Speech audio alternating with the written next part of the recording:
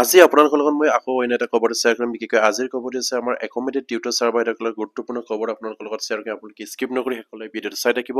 আৰু এতিয়ালৈকে যদি আমাৰ চেনেলটো ছাবস্ক্ৰাইব কৰি কাইণ্ডলি ছাবস্ক্ৰাইব কৰি দিব নিশ্চয় আপোনালোকে স্ক্ৰীনত ফটেকৈ কৰিছে একমোডেট টিউটৰ চাৰ্ভাইসকলৰ গুৰুত্বপূৰ্ণ এটা খবৰ এখন নিউজ পেপাৰত পাব্লিছ হৈছিলে তেখেতসকলৰ সমস্যাখিনিক লৈ বাৰম্বাৰকৈ মাননীয় মুখ্যমন্ত্ৰী আৰু শিক্ষামন্ত্ৰী বা অসম চৰকাৰ বা অসমৰ শিক্ষা বিভাগক তেখেতসকলে জনাই আহিছে যদিও তেখেতসকলৰ সমস্যাখিনি কোনো গুৰুত্ব প্ৰদান কৰা হোৱা নাই আৰু সেই একমোডেট টিউটৰ ছাৰ বাইদেউসকল বুলি কওঁতে তেখেতসকলক দুবাৰকৈ নিযুক্তি প্ৰদান কৰা হৈছিলে অসম চৰকাৰে এবাৰ প্ৰথমতে নিযুক্তি প্ৰদান কৰিলে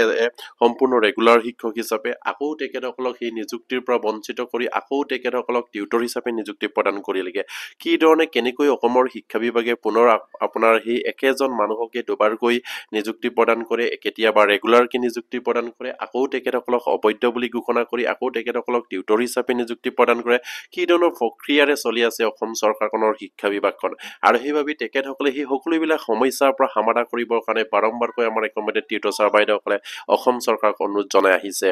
ইয়াত তেখেতসকলে উল্লেখ কৰিছে যে 18 নৱেম্বৰত সচলত প্ৰতিবাদী কাৰ্যসূচী দুবাৰ নিযুক্তি ফাইভৰ পৰা বঞ্চিত সংলগ্ন টিউটৰ শিক্ষক সন্থা আমাৰ টিউটৰ ছাৰ বাইদেউসকল বিশেষকৈ একমোডেট টিউটৰ ছাৰ বাইদেউসকলে 18 নৱেম্বৰত সচলত আকৌ তেখেতসকলে প্ৰতিবাদী কাৰ্যসূচী ৰূপায়ণ কৰিব আৰু তেখেতসকলে ইয়াত উল্লেখ কৰিছে যে দুবাৰকৈ নিযুক্তি ফাইভৰ পৰা বঞ্চিত সংলগ্ন টিউটৰ শিক্ষক সন্থা বুলি ইয়াত উল্লেখ কৰিছে আৰু ইয়াত তেখেতসকলে কোৱা মতে দুবাৰকৈ নিযুক্তি লাভ কৰিও আজি পৰ্যন্ত প্ৰাইভৰ পৰা বঞ্চিত হ'বলগীয়া হৈছে ৰাজ্যৰ টিউটৰসকল দিছপুৰৰ প্ৰেছ ক্লাবত আজি সদৌ অসম সংলগ্ন টিউটৰ সন্থাৰ উদ্যোগত আয়োজিত সংবাদমেলত সেই অভিযোগ উত্থাপন কৰিছে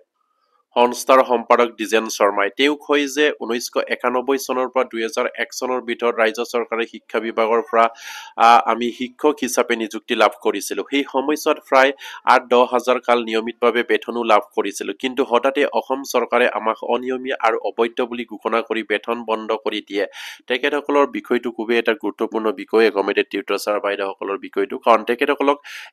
1991 চনৰ পৰা 2001 চনৰ ভিতৰত তেখেতসকলক নিযুক্তি প্ৰদান কৰিছিলে নিয়মীয়া শিক্ষক হিচাপে আৰু তেখেতসকলে প্ৰায় 8-10 বছৰ তেখেতসকলে নিয়মীয়া শিক্ষক হিচাপে তেখেতসকলে বেতন লাভ কৰিছিলে আৰু বেতন লাভ কৰাৰ পাছত তেওঁলোকক অসম চৰকাৰে হঠাতে অবৈধ বুলি ঘোষণা কৰি বেতন বন্ধ কৰি দিছিলে বুলি তেখেতসকলে ইয়াত অভিযোগ উত্থাপন কৰিছে আৰু ইয়াৰ পাছতে কৈছে তথাপিও বেতনত প্ৰায়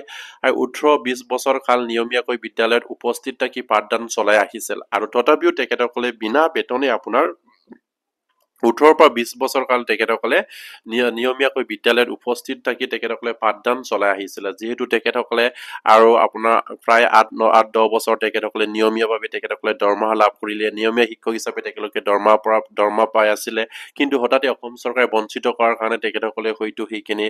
কি হ'ল বা কি নহল তেখেতসকলে হয়তো অসুবিধা বুলি তেখেতসকলে হয়তো ভাবিবলৈ বাধ্য হ'ল অসম চৰকাৰৰ বাবে আৰু সেইবাবে তেখেতসকলক আকৌ 18-20 বছৰ কাল তেখেতসকলে নিয়মীয়াকৈ বিনা বেতনে স্কুলত খাটি থাকিবলগীয়া হলগে আকৌ ইয়াৰ পাছতে কৈছে বিভিন্ন সময়ত চৰকাৰ তথা শিক্ষা বিভাগৰ দাবী জনাই অহাৰ পিছত বিগত সময়ছোৱাত কেইবাবাৰো বিভাগীয়ভাৱে স্ক্ৰিনিং কমিটিৰ দ্বাৰা তন্নতন্নকৈ শিক্ষকসকলৰ নথিপত্ৰ পৰীক্ষাৰ অন্তত যোগ্য বুলি বিবেচিত হোৱাত বিগত 2021 চনৰ 30 জানুৱাৰী ৰাজ্য চৰকাৰে প্ৰায় 4,511 গৰাকীক পুনৰ নিযুক্তি পত্ৰ প্ৰদান কৰিছিলে ইয়াত তেখেতসকলে আকৌ পুনৰবাৰ তেখেতসকলৰ যিখিনি ডকুমেণ্ট ভেৰিফাই কৰি 2021 চনৰ 30 জানুৱাৰী তাৰিখে তেখেতসকলক 5,411 গৰাকীক পুনৰ নিযুক্তি পত্ৰ প্ৰদান কৰিছিল বুলি তেখেতসকলে ইয়াত উল্লেখ কৰিছে ইয়াৰ মাজতে বুনিয়াদী প্ৰশিক্ষণ টকা প্ৰায় 3,000 গৰাকী শিক্ষক হিচাপে আৰু প্ৰশিক্ষণ নথকা সকলক সংলগ্ন টিউটৰ হিচাপে নিযুক্তি পত্ৰ প্ৰদান কৰা হৈছিল বুলি তেখেতসকলে জানিবলৈ দিয়ে আৰু ইয়াৰ পাছতে যিসকল বুনিয়াদী প্ৰশিক্ষণ প্ৰাপ্ত যিসকল শিক্ষক আছিলে তেখেতসকলক পূৰ্ণ পৰ্যায়ৰ শিক্ষক হিচাপে আকৌ নিযুক্তি প্ৰদান কৰিলে আৰু যিসকলৰ নাছিলে তেখেতসকলক সংলগ্ন টিউটৰ হিচাপে আপোনাৰ নিযুক্তি প্ৰদান কৰিলে বুলি ইয়াত দাবী উত্থাপন কৰিছে আৰু একে সময়তে শিক্ষকতা কৰাৰ পাছতো চৰকাৰে সংলগ্ন টিউটৰসকলক সকলো সা সুবিধাৰ পৰা বঞ্চিত কৰি মাত্ৰ 10,800 টকা বেতন নিৰ্ধাৰণ কৰে আৰু সেই সময়ছোৱাত সেই সন্দৰ্ভত চৰকাৰৰ অৱগত কৰাত অতি শীঘ্ৰে টিউটৰসকলক শিক্ষকলৈ উন্নতি কৰাৰ লগতে এদিন কাম কৰি অৱসৰ বা মৃত্যু হলেও 10 লাখ টকাৰ গ্ৰেজুটি হিচাপে প্ৰদান কৰাৰ প্ৰতিশ্ৰুতি প্ৰদান কৰিছিলে কিন্তু বছৰৰ পাছত বছৰ বাগৰি গ'ল চৰকাৰে টিউটৰসকলৰ সামান্য সমস্যা সমাধান নকৰিলে নিশ্চয়কৈ আপোনালোকে জ্ঞাত যে টিউটৰ ছাৰ বাইদেউসকলৰ সমস্যা বৰ্তমানলৈকে অসম চৰকাৰে সমাধা কৰা নাই সেয়া প্ৰভিঞ্চিয়েলাইজ টিউটৰ ছাৰ বাইদেউসকলেই হওক বা ইয়াৰ একমেডেড টিউটৰ ছাৰ বাইদেউসকলেই হওক আৰু একমেডেড টিউটৰ ছাৰ বাইদেউসকলক বৰ্তমান মাননীয় মুখ্যমন্ত্ৰী তেতিয়া শিক্ষামন্ত্ৰী হৈ থাকোঁতে নিযুক্তি প্ৰদান কৰোঁতে তেখেতসকলক প্ৰতিশ্ৰুতি প্ৰদান কৰিছিলে আপোনালোকে এদিন চাকৰি বা এসপ্তাহ চাকৰি অৱসৰখন কৰিলে আপোনালোকক 10 লাখ টকাৰ গ্ৰেজুইটি প্ৰদান কৰা হ'ব আৰু আপোনালোকে চৰকাৰৰ ট্ৰেকত আহিলক অতি সোনকালে আপোনালোকক টিউটৰ পৰা টিচাৰ আপগ্ৰেড কৰা হ'ব বুলি তেখেতসকলক প্ৰতিশ্ৰুতি প্ৰদান কৰি সেইখন এপইণ্টমেণ্ট প্ৰদান কৰিছিলে বা সেইখন নিযুক্তি প্ৰদান তেখেতসকলক নিযুক্তি পত্ৰখন প্ৰদান কৰিছিলে কিন্তু আজি এবছৰ নহয় 2 বছৰ নহয় 5 বছৰ বাগৰি গ'ল কিন্তু অসম চৰকাৰ টিউটৰ ছাৰ বাইদেউসকলৰ কোনো সমস্যাৰ প্ৰতি এই কোনো তেখেতসকলে চিন্তা কৰা নাই সমাধানৰ কোনো সিদ্ধান্ত গ্ৰহণ কৰা নাই আৰু সেইবাবে তেখেতসকলে খুব উজাৰি ইয়াত উল্লেখ কৰিছে যে সংলগ্ন টিউটৰ ছাৰ বাইদেউসকলে আকৌ পুনৰ 18 নৱেম্বৰ তাৰিখে তেখেতসকলে দিছপুৰত সচলত গুৰুত্বপূৰ্ণভাৱে আন্দোলনৰ এটা সিদ্ধান্ত বা এটা প্ৰতিবাদী কাৰ্যসূচী ৰূপায়ণ কৰিব বুলি তেখেতসকলে ইয়াত দাবী উত্থাপন কৰিছে ইয়াৰ পাছতে তেখেতসকলে কৈছে যে আপোনাৰ সেই সন্দৰ্ভত বিগত সময়ছোৱাত কেইবাবাৰো বিভাগীয়ভাৱে ঊৰ্ধ্বতম কৰ্তৃপক্ষক অৱগত কৰাৰ পাছতো কোনো ধৰণৰ ব্যৱস্থা গ্ৰহণ নকৰা নহল চৰকাৰৰ এই বঞ্চনাৰ প্ৰতিবাদত অহা 18 নৱেম্বৰ সংস্থাৰ উদ্যোগত সচলত ধৰ্ণাস্থলীত এক প্ৰতিবাদী কাৰ্যসূচী গ্ৰহণৰ সিদ্ধান্ত লোৱা হৈছে বুলি সাধাৰণ সম্পাদক দ্বিজেন শৰ্মাই জানিবলৈ দিছে আৰু সংস্থাই আজিৰ সংবাদমেল যোগে সংলগ্ন টিউটৰসকলক শিক্ষকলৈ উন্নতি কৰা আৰু সমকামৰ সমবেতন ব্যৱস্থা কৰাকে ধৰি কেইবাটাও দাবী পূৰণৰ বাবে চৰকাৰক আহ্বান জনাই আহিছে বুলি তেখেতসকলে উল্লেখ কৰিছে বা তেখেতসকলে আহ্বান জনাইছে নিশ্চয়কৈ একমেডেড টিউটৰ ছাৰ বাইদেউসকলে এটা গুৰুত্বপূৰ্ণ সমস্যা অসম চৰকাৰে সেইবিলাক সমস্যা সমাধান নকৰি তেখেতসকলে অন্য কামত হয়তো তেখেতসকলৰ মন মগজুবিলাক কটোৱাই আছে কিন্তু সেইসকল টিউটৰ ছাৰ বাইদেউসকলে যে বছৰ বছৰ ধৰি চৰকাৰৰ কাম কৰি আহিছিলে তেখেতসকলক সেই বিনিময়ত তেখেতসকলক পূৰ্ণ পৰ্যায়ৰ শিক্ষক হিচাপে নিযুক্তি নিদি টিউটৰ হিচাপে সজোৱাটো কিমান গ্ৰহণযোগ্য হৈছে সেয়া নিশ্চয়কৈ অসমৰ জনসাধাৰণ অসমৰ বুদ্ধিজীৱী দল সংগঠনে বুজি আহিব লাগে বা বুজিব লাগে বা এষাৰ হ'লেও সেইসকল শিক্ষক কৰ্মচাৰীৰ হকে মাত মাতিব লাগে কাৰণ ইমানখিনি অন্যায় হৈ থকাৰ পাছতো শিক্ষা বিভাগৰ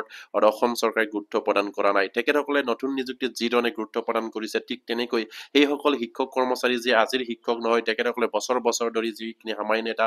দৰমহালৈ কাম কৰি আছে তেখেতসকলৰ কথাও এবাৰ চিন্তা কৰিব লাগে তেখেতসকলকো অতি সোনকালে ৰেগুলাৰাইজ কৰিবলৈ অসম চৰকাৰে এটা সিদ্ধান্ত গ্ৰহণ কৰিব লাগে এনেধৰণৰ সিদ্ধান্তবিলাক গ্ৰহণ কৰিলে শিক্ষা বিভাগৰ সমস্যাবিলাক সমাধান নহ'ব কেৱল নতুন নিযুক্তি দি থাকিলে যে সমস্যা সমাধান হ'ব সেয়া নহয় কাৰণ সেই নতুন নিযুক্তিৰ যিসকলে পাইছে তেখেতসকলৰ কাৰণে সুবিধা কিন্তু যিসকলে আগৰ পৰা লাগি আছে তেখেতসকলৰ ভৱিষ্যত কি হ'ব তেখেতসকলৰ পৰিয়ালৰ কি হ'ব তেখেতসকলৰ ভৱিষ্যত কোনো সুৰক্ষিত নহয় এই সকলোবিলাক কথা চিন্তা কৰি অসম চৰকাৰ নিশ্চয়কৈ গুৰুত্বপূৰ্ণ সিদ্ধান্ত ল'ব লাগে আৰু সেই টিউটৰ ছাৰ বাইদেউসকলৰ সমস্যাখিনি অতি সোনকালে সমাধান কৰিব লাগে তেখেতসকলে যি ধৰণৰ দাবী উত্থাপন কৰিছে সেইবিলাক সমাধান কৰা এটা পথ বা গতি উলিয়াব লাগে আৰু তেখেতসকলৰ এটাই সমাধান যে টিউটৰ পৰা শিক্ষকসকলে আপগ্ৰেড কৰিব লাগে তেখেতসকলক ৰেগুলাৰ পৰা স্কেল পে প্ৰদান কৰিলে তেখেতসকলৰ সমস্যা সমাধান হ'ব আৰু চৰকাৰী সকলো সা সুবিধা প্ৰদান কৰি দিব লাগে সেয়ে তেখেতসকলে দাবী উত্থাপন কৰিছে আৰু প্ৰতিগৰাকী আমাৰ একমেডেড টিউটৰৰ লগত জড়িত যিসকলে শিক্ষক কৰ্মচাৰী আছে তেখেতসকলে এইখিনি খবৰ পাই আপোনালোকে শ্বেয়াৰ কৰি দিব আৰু অসমৰ জনসাধাৰণ বুদ্ধিজীৱী দল সংগঠনে যাতে নেকি টিউটৰ সমস্যাটো অসম চৰকাৰ যাতে নেকি নাইকিয়া কৰে ইয়াৰ বিষয়ে একাৰ হ'লেও যেন তেখেতসকলে মাত মাতে সেয়ে আপোনালোকলৈ অনুৰোধ থাকিল